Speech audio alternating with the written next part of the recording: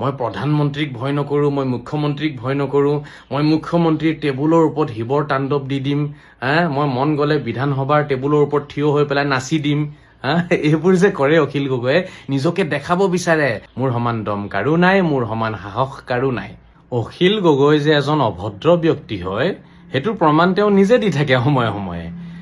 এইবাৰ তেখেতে শিৱসাগৰৰ ডিচিৰ লগত যিটো ব্যৱহাৰ কৰিলে, তুমি বুলি মাতিছে এজন ডিচিক, আৰু যিটো ব্যৱহাৰ তেওঁ কৰিছে, কেমেৰা নিজে লৈ গৈ পেলাই গোটেই ফুটেজ তেওঁ ৰেকৰ্ড কৰিছে আৰু তাৰপিছত মিছা কথা কৈছে মই নাজানো বুলি, যিটো ব্যৱহাৰ তেওঁ কৰিছে, এই ব্যৱহাৰে প্ৰমাণ কৰি দিলে তেওঁ কিমান অভদ্ৰ হয়, তেওঁ কিমান অসভ্য হয়, এইটো প্ৰমাণ কৰি দিছে।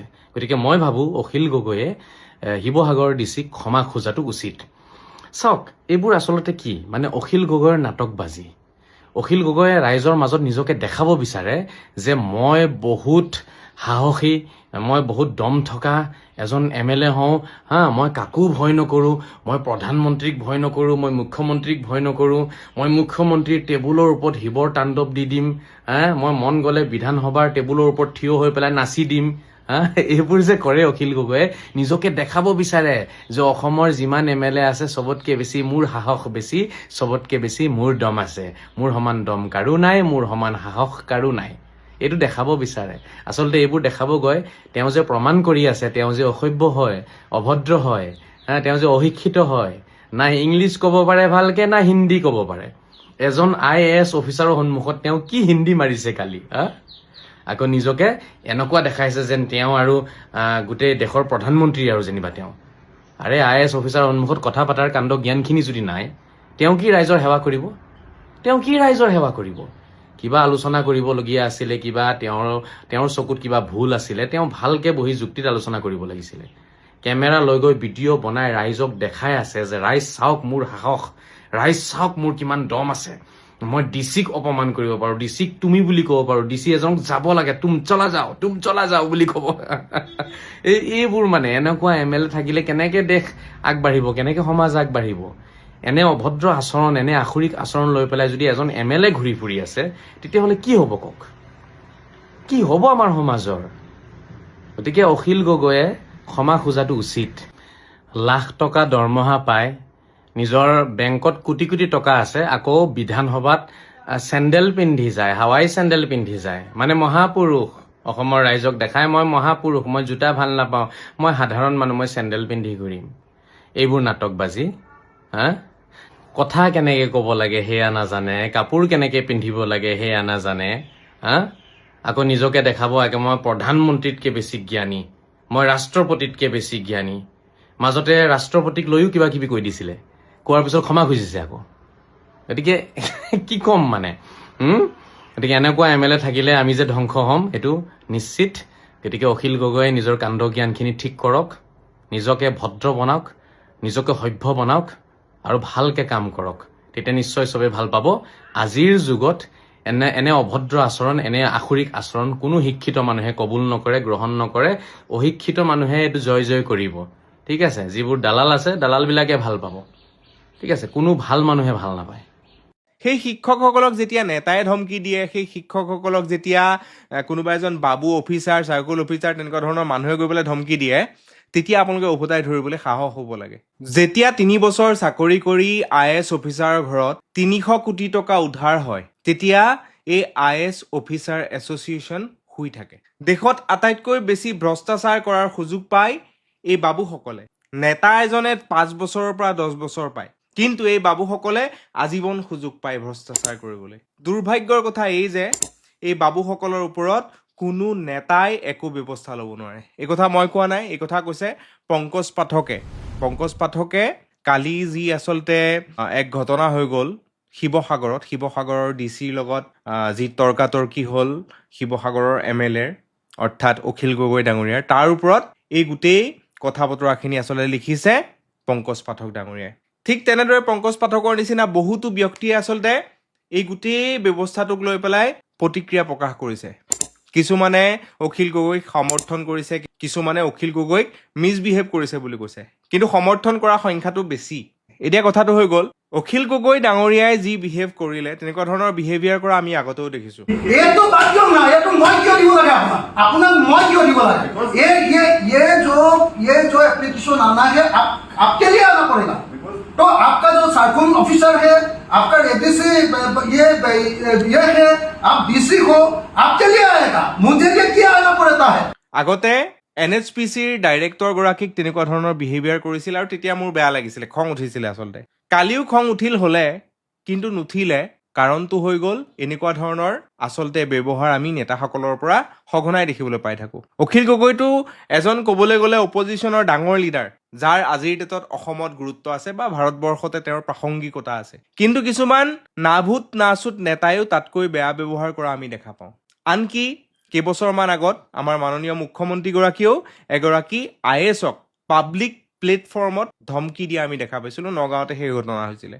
कोई राजा महाराज आ रहा है क्या बट ऐसा मत कर आगे তেতিয়াও আমাৰ মনটো বেয়া লাগিছিলে তাক লৈও প্ৰতিক্ৰিয়া বিভিন্ন ধৰণৰ হৈছিলে কিন্তু সেইটো সময়ত সেই IAS এছ'চিয়েশ্যনে কোনো ধৰণৰ প্ৰতিক্ৰিয়া প্ৰকাশ নকৰিলে বা তেওঁলোকৰ হয়তো প্ৰতিক্ৰিয়া প্ৰকাশ কৰিবলৈ সাহসেই নহ'লে এতিয়া কথাটো হৈ গ'ল এই IAS সকলক আজি এনেকুৱা ধৰণৰ ব্যৱহাৰ কৰিবলৈ কিয় পাইছে আচলতে ক'ৰবাত নহয় ক'ৰবাত তেওঁলোকৰ দুৰ্বলতা আছে তেওঁলোকৰ দুৰ্বলতাবিলাক এই নেতাসকলে গম পায় সেইটো কাৰণে যিকোনো ধমকি দিব পাৰে তেওঁলোকে বেয়া কাম হয়তো ক'ৰবাত কৰি থৈছে যাৰ কাৰণে আজি ধমকি দিব পাৰে আজি যিদৰে আপোনালোকে ডিছকাছ কৰিছে সেই IAS অফিচাৰজনক ধমকি দিয়াক লৈ পেলাই সেই একেধৰণে আপোনালোকে প্ৰতিক্ৰিয়া প্ৰকাশ কৰিব লাগে যেতিয়া এজন শিক্ষকক কোনোবা এজন নেতাই ধমকি দিয়ে যেতিয়া এজন শিক্ষকক এনেকুৱা ধৰণৰ বাবুবিলাকে গৈ পেলাই ধমকি দিয়ে নীতি শিক্ষা দিবলৈ বিচাৰে তেতিয়াও আপোনালোকে একেই ধৰণে আচলতে প্ৰতিক্ৰিয়া প্ৰকাশ কৰিবলৈ দমটো থাকিব লাগে আজিৰ ডেটত শিক্ষকজন মাল্টিটাস্কিং কিবা ক্লাৰ্কৰ নিচিনা হৈ গ'ল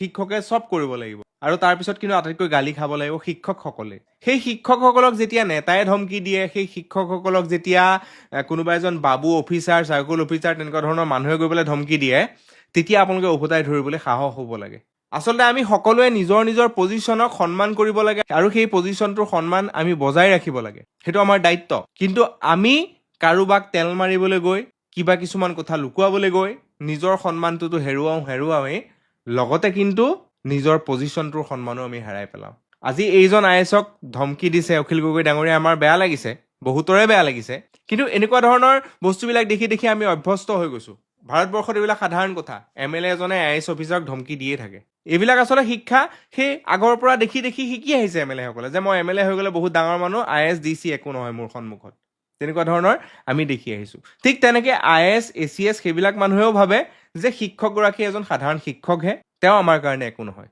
আৰু তেতিয়াই তেওঁ পাহৰি যায় সেই শিক্ষকগৰাকীয়ে তেওঁক পঢ়োৱাৰ কাৰণে হয়তো আজি IAS হ'ব পাৰিছে আচলতে সেইটো কাৰণে আমি বেলেগক বেয়া ব্যৱহাৰ কৰাৰ আগত কটু মন্তব্য কৰাৰ আগত নিজৰ কথাটো ভাবিব লাগে নিজৰ গাটো আচলতে চিকুটি চাব লাগে সেই একেই যদি আমি কটু মন্তব্য নিজৰ ক্ষেত্ৰত আহে কেনেকুৱা লাগিব সেইটো আমি ভাবি চাব লাগে সেই IAS সকলেও অফিচাৰসকলেও বাবুসকলেও ভাবিব লাগে MLA মন্ত্ৰীসকলেও ভাবিব লাগে আচলতে আমি চবেই সন্মান বিচাৰোঁ আৰু সেইটো মিনিমাম ৰেচপেক্টটো আমাৰ সকলোৰে প্ৰাপ্য আৰু সেই ৰেচপেক্টটো বজাই ৰখাটো কিন্তু আমাৰ নিজৰ দায়িত্ব আমি নিজে সেই সন্মানটো বজাই ৰাখিব নোৱাৰিলেহে এনেকুৱা ধৰণৰ আচলতে পৰিস্থিতিৰ সন্মুখীন হ'ব লগা হয় চ' এই গোটেই কথাখিনিক লৈ পেলাই আচলতে বিভিন্নজনে বিভিন্ন মত দি আছে ময়ো আচলতে এই গোটেই কথাবিলাক ছাপোৰ্ট নকৰোঁ মানুহে সকলোৱে ছাপোৰ্ট কৰিব লাগে সকলোকে আচলতে সন্মান জনাব লাগে কিন্তু দুই পক্ষীয় হ'ব লাগিব বোথ ছাইড হ'ব লাগিব এজন IAS অফিচাৰে নিজকে বহুত ওপৰত ৰাখি পেলাই সদায় তেওঁকে সন্মান কৰি থাকিব লাগিব তেওঁ চবকে গালি খপনি পাৰিব তেওঁ ছাবঅৰ্ডিনেট শিক্ষক ক্লাৰ্ক তেনেকুৱা লেভেলৰ মানুহবিলাকক তেওঁ মানে বেয়া ব্যৱহাৰ কৰিব কটু মন্তব্য কৰিব সেইটোও কিন্তু একচেপ্টেবল নহয় ঠিক তেনেকৈ MLA জনেও আচলতে সেই IAS অফিচাৰজনক ধমকি দিয়াটো একচেপ্টেবল নহয়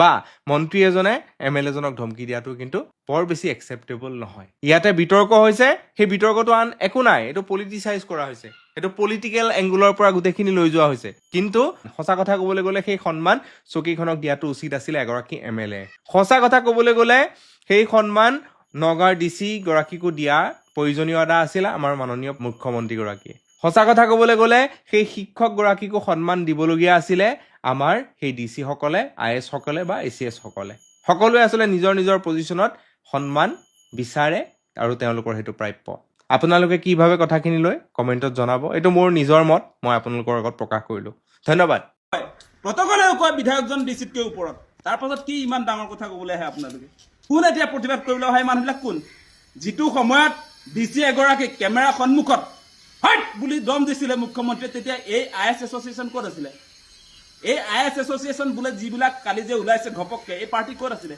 বানাকান্ত ৰাইজক তেওঁলোকে কিমান ৰিলিফ দিলে এই প্ৰশ্নটো সুধিম নহয় আমি এতিয়া ডিচিক আচলতে বিধায়কে সমালোচনা কৰিব পাৰে নে নাই ডিচিটো আচলতে বিধায়কতকৈ ওপৰত নে আচলতে বিধায়কগৰাকী ডিচিতকৈ ওপৰত সেই প্ৰশ্নবিলাক আহিছে আৰু বহুতে কৈ আছে যে জিলাখনৰ মুৰব্বী হিচাপে আচলতে ডিচিৰ এক্টিয়াৰ বা তেওঁ মানে বিধায়কতকৈ ওপৰত তেনেকুৱা ধৰণৰ কথা বতৰা বহুতে ক'বলৈ আৰম্ভ কৰিছে মানে আপোনালোকে এটা কথা জানি লওক যে বিধায়ক হিচাপে ৰাইজে যিগৰাকীক আচলতে নিৰ্বাচন কৰি দিয়ে সেইজন জনপ্ৰতিনিধি গৰাকী মানে সংবিধান অনুসৰি আৰু আপোনাৰ গভৰ্ণমেণ্ট অফিচিয়েল যি প্ৰট'কল আছে গভৰ্ণমেণ্ট অফিচিয়েল প্ৰট'কল অনুসৰিও আচলতে এই ডিচি গৰাকীতকৈও পদমৰ্যাদাটো বিধায়কগৰাকীৰ ওপৰত আৰু আপোনালোকে নিশ্চয় দেখা পালে সিদিনা যিটো ভিডিঅ' ভাইৰেল হৈছে তাত দেখিব ডিচি য'ত বহি আছে ডিচিৰ চকীটো বহুত ডাঙৰ দেখিছোঁ আমি ডিচিয়ে য'ত বহি আছে সেই চকীখন একদম বহুত ডাঙৰ এখন চকী বিধায়কগৰাকী য'ত সোঁফালে বহি আছে তেওঁৰ চকীখন বহুত চাপৰ আৰু সেই কথাটোতে ওলাই পৰিছে মানে ডিচি গৰাকীতকৈ বিধায়কজনৰ পদমৰ্যাদাটো ওপৰত থকাৰ পাছতো পাব্লিক ৰিপ্ৰেজেণ্টেটিভ হিচাপে তাৰ পাছতো ডিচি গৰাকী একদম বহুত ডাঙৰ চকী এখনত বহি আছে সেইটোৰ পৰা এটা কথা বুজা যায় যে ডিচিজনৰ সঁচা সঁচিকে বিধায়কগৰাকীৰ প্ৰতি যিটো সন্মান থাকিবলৈ সেইটো নাই কাৰণ ডিচিজনে MLA জনক ছাৰ বুলি মাতিব লাগে সেইটো হৈছে সংবিধান বা আপোনাৰ চৰকাৰী যিটো প্ৰট'কল আছে যিটো নিয়ম আছে আৰু আমি দেখিছোঁ ডিচিজনৰ যিটো বডি লেংগুৱেজ তেওঁৰ যিটো ভাও সেই কথাটোৰ পৰা প্ৰমাণ হয় এই ডিচিজন সঁচা সঁচিকে পাব্লিক যি আচলতে জনপ্ৰতিনিধি ৰাইজে নিৰ্বাচন কৰা জনপ্ৰতিনিধি হিচাপে বিধায়কগৰাকীক যি ধৰণৰ সন্মান প্ৰদৰ্শন কৰিব লাগে সেইটো নাই অখিল গগৈয়ে এই শিৱসাগৰ বিধানসভা সমষ্টিত যিসকল ভুক্তভোগী পৰিয়াল যিবিলাকক এই প্ৰলয়ংকাৰী বানে তছনছ কৰি পেলালে সেই পৰিয়ালক ৰিপ্ৰেজেণ্ট কৰিছে সেই ভুক্তভোগী পৰিয়ালৰ প্ৰাপ্য অধিকাৰৰ কাৰণে মাত মাতিছে এই মানুহখিনিক এতিয়া মুখ্যমন্ত্ৰীয়ে প্ৰদান কৰা 15,000 টকাৰ তৎকালীন সাহায্যটো অতি শীঘ্ৰে লাগে এমাহ হৈ গ'ল কিন্তু আৰু এই সময়ছোৱাত কিয় আচলতে সেই টকাটো পোৱা নাই সেই কথাটো ডিচিক আচলতে জবাবদিহি কৰিছে আৰু সেই ক্ষেত্ৰত ডিচিৰ আত্মসন্মানটোৱে ডাঙৰ কথা হৈছে এতিয়া ডিচিটো তেনেকুৱা বহুত ডাঙৰ বস্তু নহয় আপোনালোকক মই এটা কথা ক্লিয়াৰ কৰি দিছোঁ যে সংবিধান অনুসৰি গণতান্ত্ৰিক এটা ব্যৱস্থাত বা চৰকাৰী যিটো প্ৰট'কল যিটো নিয়ম আছে সেই অনুসৰি MLA জন ডিচিজনতকৈ ওপৰত পদমৰ্যাদাটো তেওঁৰ ওপৰত থাকে ডিচিয়ে এই মুহূৰ্তত আপোনাৰ যি ধৰণৰ ছাৰ্ভিচ শিৱসাগৰৰ ৰাইজক দিব লাগিছিলে সেইটো নিদিলেই মন জিলাত আপোনাৰ সেই 19 তাৰিখে যিটো বৰষুণ দিছিলে নেৰানেপেৰাকে সেই বৰষুণৰ খবৰ পোৱাৰ পাছতো ৰাইজক তেওঁ এলাৰ্ট নকৰিলে কাকো নজনালে সেই কথাটো আজি পোহৰলৈ আহিছে আৰু সেই যে ৰাইজক সতৰ্ক কৰি নিদিলে যে মহাপ্ৰলয় এটা আহি আছে সেই কথাটো ৰাইজক নজনালে যাৰ কাৰণে 100 জনতকৈ বেছি মানুহ আচলতে মৃত্যুমুখত পৰিলে সেইটোৱে মেইন কথা এই মানুহজনক জবাবদিহি কৰিব লাগিবই তেওঁ জিলা প্ৰশাসনৰ মুৰব্বী গতিকে তেওঁৰ জিলাখনৰ এটা প্ৰলয় আহিছে সেই প্ৰলয়ৰ কথা তেওঁ গম পায় তাৰ পাছত তেওঁ নজনালে আৰু প্ৰয়োজনীয় সময়ত তেওঁ মানুহক উদ্ধাৰ নকৰিলে সেই মানুহজন ব্যৰ্থতাৰ প্ৰতীক বা সেই মানুহজন আচলতে ৰাইজৰ প্ৰতি ৰাইজৰ জীৱন সম্পত্তিৰ প্ৰতি তেওঁৰ কোনো ধৰণৰ দায়বদ্ধতা নাই সেইটো প্ৰকাশ পাইছে সেই মূল কথাত ধৰিব লাগে তেওঁ আত্মসন্মানটো পাছত হ'ব 100 জন মানুহৰ মৃত্যুতকৈও তেওঁৰ আত্মসন্মান ডাঙৰ নহয় সেই ডিচিজনৰ আত্মসন্মান ডাঙৰ নে 100 জন মানুহ মৃত্যুমুখত যে পৰিলে তেওঁলোকৰ ব্যৰ্থতাৰ কাৰণে সেইটো ডাঙৰ কথা সেই কথাবিলাক আলোচনা কৰক এতিয়া ৰাইজক আচলতে সহায়ৰ প্ৰয়োজন এই মুহূৰ্তত ৰাইজক ক্ষতিপূৰণৰ প্ৰয়োজন এই সময়ছোৱাত কোনো কাৰণতে ডিচিৰ আত্মসন্মানটো ডাঙৰ কথা নহয় সেই কথাটো আমি স্পষ্ট কৰি দিছোঁ ডিচিৰ আত্মসন্মান এই মুহূৰ্তত কোনো কাৰণতে ডাঙৰ নহয় প্ৰট'কল বুলি একাংশ মিডিয়াই যিটো কথা কৈ আছে কি প্ৰট'কলৰ কথা ক'বলৈ আহিছে য'ত মানুহ মৃত্যুমুখত পৰিছে য'ত মানুহ এই মুহূৰ্তত হাহাকাৰ কৰি আছে ইয়াত প্ৰট'কলো ডাঙৰ কথা নহয় প্ৰট'কলেও কয় বিধায়কজন ডিচিতকৈ ওপৰত তাৰ পাছত কি ইমান ডাঙৰ কথা ক'বলৈ আহে আপোনালোকে কোন এতিয়া প্ৰতিবাদ কৰিবলৈ অহা মানুহবিলাক কোন যিটো সময়ত ডিচি এগৰাকী কেমেৰা সন্মুখত হট বুলি দম দিছিলে মুখ্যমন্ত্ৰীয়ে তেতিয়া এই IS এছ'চিয়েশ্যন ক'ত আছিলে এই IS এছ'চিয়েশ্যন বোলে যিবিলাক কালি যে ওলাইছে ঘপককে এই পাৰ্টি ক'ত আছিলে বানাকান্ত ৰাইজক তেওঁলোকে কিমান ৰিলিফ দিলে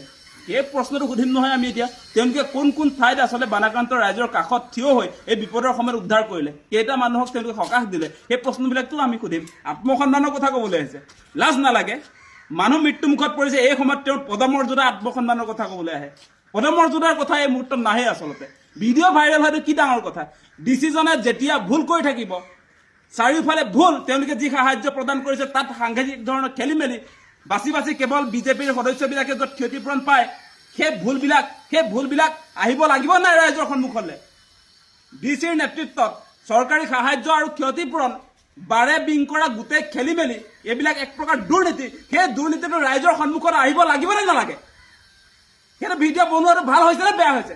ৰাইজৰ স্বাৰ্থত সেই ভিডিঅ' পোহৰলৈ আহিব লাগিব, সেইটো স্পষ্ট কথা, আহিব লাগিব। আৰু তেওঁলোকৰ ভুলৰ কাৰণে তেওঁলোকক উচিত আচলতে শাস্তি প্ৰদান কৰিবও লাগিব, সেই দাবী আমি উত্থাপন কৰিছোঁ। ইয়াত ধেমালি কৰাৰ সময় নহয়, ইয়াত ধেমালি তোমাৰ সেই আইএছটো হৈ যাব বহুত। কি আইএছগিৰি দেখুৱাবলৈ আহিছে? ইয়াত ডাঙৰ চকীখনত বহি আইএছগিৰি দেখুৱাবলৈ আহিছা? কিমান মানুহক তেওঁ ডিচি হৈ এতিয়া ইয়াত উদ্ধাৰ কৰিলে? আমিতো গাঁৱে গাঁৱে ঘূৰি আছো, ডিচিৰ কি কাম আছিলে আমি চবটো চাইছো, ৰাইজক সুধিছো তেওঁলোকে আচলতে আহিছিলে নাই সময়ত? কোনেওতো আহিছে বুলি কোৱা নাই। তেওঁ অহা হলে ৰাইজে প্ৰশংসা কৰিলেহেঁতেন, এতিয়া গালি দি থাকে, গাঁৱৰ মানুহে গালি দি থাকে। আৰু এতিয়া এনেকুৱা অভিযোগ আহিছে তেওঁ জিলা প্ৰশাসনৰ মুৰব্বী হোৱাৰ পাছত তেওঁ ক্ষতিপূৰণ সাহায্যৰ ক্ষেত্ৰত যি ধৰণৰ কাম কাজ কৰি আছে সেইটোক লৈ কোনো মানুহ, কোনো বানাক্ৰান্ত ৰাইজ কিন্তু সুখী নহয়, কোনো সুখী নহয়। তেওঁ বোলে এতিয়া যিটো সময়ত আচলতে ৰাইজৰ সহায়ৰ প্ৰয়োজন, ক্ষতিপূৰণৰ প্ৰয়োজন, এই সময়ছোৱাত সেই আপোনাৰ ডিচিৰ যিটো মূল প্ৰৱেশদ্বাৰ তাত বোলে বন্ধ কৰি ৰাখে, সেয়া কথাও আহিছে। আজি ৰাইজে লগ ধৰিব নোৱাৰে। তাৰপাছত তেওঁ পাব্লিক ছাৰ্ভেণ্ট, ৰাইজৰ সেৱক, ৰাইজৰ গোলাম, নিজৰ যিটো চাকৰিটো কি? পাব্লিক ছাৰ্ভেণ্ট মানেতো ৰাইজৰ সেৱক বা ৰাইজৰ চাকৰ বুলিয়ে আমি বুজি পাওঁ। এই মানুহজনে ৰাইজক ছাৰ্ভিচ দিব লাগে নে এচি ৰুমৰ পৰা বহুত ডাঙৰ ডাঙৰ লেকচাৰ মাৰিব লাগে? বহুত কৰিছে বুলি কৈছে, দিনৰাত একাকাৰ কৰিছে বোলে ডিচিয়ে। কিন্তু মুখ্যমন্ত্ৰীয়ে নিজে আহি ক'লে এসপ্তাহলৈকে আমি কৰিব নোৱাৰিলোঁ, অসমৰ ৰাইজে কৰিলে। এসপ্তাহৰ পাছতহে তেওঁলোকে কৰিব পাৰিছে বুলি আকৌ মুখ্যমন্ত্ৰীয়ে ঘোষণা কৰিলে। মুখ্যমন্ত্ৰীৰ কথাটো সঁচা নে ডিচিৰ কথাটো সঁচা? ডিচিয়ে যদি ইমান কামেই কৰিলে তেনেহ'লে কেনেকৈ আচলতে 100জনতকৈ ওপৰত মানুহৰ মৃত্যু হ'ল? কেনেকৈ? এইবিলাক নাটক নচলিব, আইএছগিৰিৰ বেছি দিন নচলিব এনেকৈ। ভাল হ'লে সমৰ্থন কৰিম, বেয়া হ'লে আপোনাৰ আইএছ সেই যি হওক আমি তাক কেয়াৰ কৰিব নাই। এই বিপদৰ সময়ত ৰাইজক সহায়ৰ প্ৰয়োজন, ইয়াত নাটকগিৰি বন্ধ কৰক, সেই কথা আমি স্পষ্ট কৰিছোঁ। দেখিছেনে উল্টাই মোক ধৰিব পাৰিছেনে? মই কৈ দিয়াৰ লগে লগে এসপ্তাহমান লুকাই গ'ল নে নাই বাৰু সুশান্ত ধৰ্মেশ্বৰ শইকীয়াটোতো একদম হেৰিয়াত হস্পিটেলাইজে হৈ গ'ল। আৰু কি কয় আপোনাৰ ময়ূৰ, চব লুকাই গ'ল নে নাই বাৰু? ৰিলিফ দিয়াৰ ক্ষেত্ৰত সুশান্ত বৰগোহাঁই যিজন মানুহৰ কাৰণে এই বানপানী হৈছে, মইতো খাটাংকে ক'ম যে 3জন মানুহ এই বানপানীৰ কাৰণে জগৰীয়া। 1 নম্বৰজন সুশান্ত বৰগোহাঁই, 2 নম্বৰজন সোণাৰীৰ কোঁৱৰ, কি নাম আছিলে, ধৰ্মেশ্বৰ কোঁৱৰ, আৰু 3 নম্বৰজন ময়ূৰ বৰগোহাঁই। মই ইমান দিনৰ পৰা কৈ আছোঁ, প্ৰথম দিনটোৰ পৰা মোক কোনোবাই উল্টাই গালি দিব পাৰিছে? দেখিছেনে উল্টাই মোক ধৰিব পাৰিছেনে? মই কৈ দিয়াৰ লগে লগে এসপ্তাহমান লুকাই গ'ল নে নাই বাৰু সুশান্ত ধৰ্মেশ্বৰ শইকীয়াটোতো একদম হেৰিয়াত হস্পিটেলাইজে হৈ গ'ল। আৰু কি কয় আপোনাৰ ময়ূৰ, চব লুকাই গ'ল নে নাই বাৰু? ধৰ্মেশ্বৰ কোঁৱৰ হা। আৰু ময়ূৰটো আপোনালোকে চাগে জানে, ময়ূৰটো 22 তাৰিখেহে অসম পাইছেহি। বাহিৰত আছিলে, মানে নাগপুৰৰ হাফ পেণ্ট পিন্ধা পাৰ্টিত ক্লাছ লৈ আছিলে। 19 তাৰিখে কৈছে, 21 তাৰিখে পিছবেলা আহি ক'ৰবাত এয়াৰপৰ্টত নামিছে, 22 তাৰিখে গৈ শিৱসাগৰ পাইছেগৈ, কি কয় নাজিৰা পাইছেগৈ। বিধায়ক হৈছে অতুল বৰা। দুখীয়া মানুহ কেনেকা মাৰিব লাগে, তাৰ মাটি কাঢ়িব লাগে, নিজৰ কাৰণে বিল্ডিং বনাব লাগে, বাংলাদেশৰ মানুহ দিব লাগে, তেতিয়াহে পইচাটো অতুল বৰাৰ পকেটত সোমাব। অতুল বৰাৰ কাৰণে মানে তাত দৰমহা পাতি নাই যে, সেইটো কাৰণে এনেকা কৰি আছে। লোকৰো খাব, দৰমহাটোও খাব, কাৰোবাৰ মাটি ল'ব, সেইটোও খাব। এনেকাহে মিনিষ্টাৰ কেইটাৰ মানে নিয়ম। আমি এইটো কাৰণে সিহঁতক গাদীত বহাইছো। আমাৰ কাৰণে ইহঁতি হৈছে, আমাক সহায় কৰিব লাগে নে? ইহঁতি লোকৰ পৰা লুটি ল'ব লাগে মাটি, বাৰী, ঘৰ। আজি মাটিটো আমাৰ পথাৰ মাটি লৈছে, কালি আমাৰ ঘৰটো ভাঙি দিব, এনেকাহে কৰিব। মাটি বিক্ৰী শেষ হ'লে ছোৱালীকেইটাক, ল'ৰা ছোৱালীকেইটাক পইচাৰ কাৰণে বেচিব অতুল বৰা। এনেকা কৰিব, এদিন কৰিবই, চাব আপোনালোকে, ৰাইজে চাব এদিন। মাটি বাৰী শেষ কৰিলে লাষ্টত আমাৰ চবৰ ল'ৰা ছোৱালীক চবক বেছি বাহিৰা দেশলৈ ধান্দা কৰিবলৈ পঠিয়াব অতুল বৰা। ইমানে বেয়া মানুহ হয় ইয়াত বোকাঘাটৰ, ইমানে বেয়া পাইছো আমি। ৰঙাজানত মিটিং কৰিব দালাল কেইটাৰ লগত পাৰে, দুখীয়া মানুহৰ লগত আজিলৈকে ইমান দিন হৈ গ'ল মিটিং কৰিব পৰা নাই। কিয় মিনিষ্টাৰ হৈছে? কিহৰ মিনিষ্টাৰ হৈছে? পথাৰত যাব, ধান ৰুই দেখুৱাই দিব, গাড়ী চলাই দেখুৱাই দিব, কেলেণ্ডাৰত দেখুৱাই দিব, কিন্তু একদিন নিজে ভৰি দিবলৈ পৰা নাই এতিয়া দুখীয়া মানুহৰ কাৰণে। এনে এইকেইটা দেখুৱাবলৈ কৰিছে গোটেই ৰাইজটো। অসম খুট মানে বনাই দিছে, কেলেণ্ডাৰ বনাই দিছে, চা মই দুখীয়া মানুহ কিমান সহায় কৰো। এতিয়া কি হৈছে? এতিয়া ক'ত গ'ল অতুল বৰা? এইকেইটা ইহঁতৰ মানে দেখুৱা, ওপৰত দেখুৱাব আৰু ভিতৰত মানে পুৰা পইচা লুটিব দুখীয়া মানুহ। আমাক নালাগে এনেকা মিনিষ্টাৰ আমি একদম মানে ঘিণ কৰিছো। অসমৰ বিধানসভাৰ অধিৱেশন যেতিয়াই হয়, মুখ্যমন্ত্ৰী মহোদয়ক যদি বিৰোধী দলৰ কোনোবাই প্ৰশ্ন সোধে, মুখ্যমন্ত্ৰীৰ কাষত থকা কেইজনমান মন্ত্ৰীয়ে সিংহৰ দৰে গৰজি একেবাৰে হেঁচা মাৰি ধৰে। অখিল গগৈয়ে যদি কিবা এটা সমস্যাক লৈ মাত দিয়ে, সিংহৰ দৰে গৰজি ধৰে আৰু হেঁচা মাৰি ধৰে, ইমানেই শক্তিশালী। কিন্তু যেতিয়াই অসমৰ মানুহৰ সমস্যা হয় অৰুণাচলত, সমস্যা হয় মেঘালয়ত, তেতিয়া কিন্তু এই সিংহসকলে এটা মাত নিদিয়ে। ওচৰ চুবুৰীয়া ৰাজ্যবোৰৰ লগত আমি সদায় ভাই ভাই নিচিনাকৈ থাকিব বিচাৰোঁ, মিলা প্ৰীতিৰে থাকিব বিচাৰোঁ, সাত ভনী বুলি কওঁ। নৰ্থ ইষ্টক আমি কেতিয়াও বেলেগ বুলি নাভাবোঁ। ইয়াৰ পাছতো কিন্তু অসমৰ মানুহ বাৰে বাৰে আমাৰ ওচৰ চুবুৰীয়া ভাই ভনী বুলি কোৱা ৰাজ্যবোৰৰ ওচৰত অপমানিত হয়, তেওঁলোকৰ ওচৰত সমস্যাৰ সন্মুখীন হয়। কেতিয়াবা সীমাক লৈ ধেমাজিত কেইদিনমানৰ আগত 15জনমান মানুহক গুলি মাৰি দিয়া হ'ল আৰু এই সিংহকেইজনে এটাও মাত নিদিলে।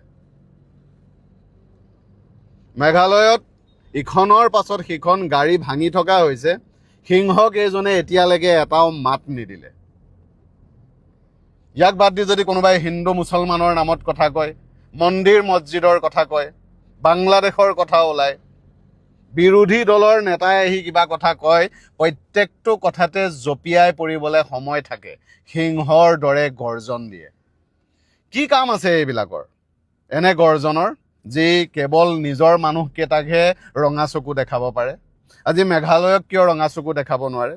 অৰুণাচলক কিয় ৰঙা চকু দেখাব নোৱাৰে? বা ইমানেই যদি শক্তিশালী হয়, কিয় মেঘালয়, অসম আৰু অৰুণাচলৰ চৰকাৰখনে মিলি সকলোৰে ভালৰ বাবে এখন চুক্তি কৰিব নোৱাৰে?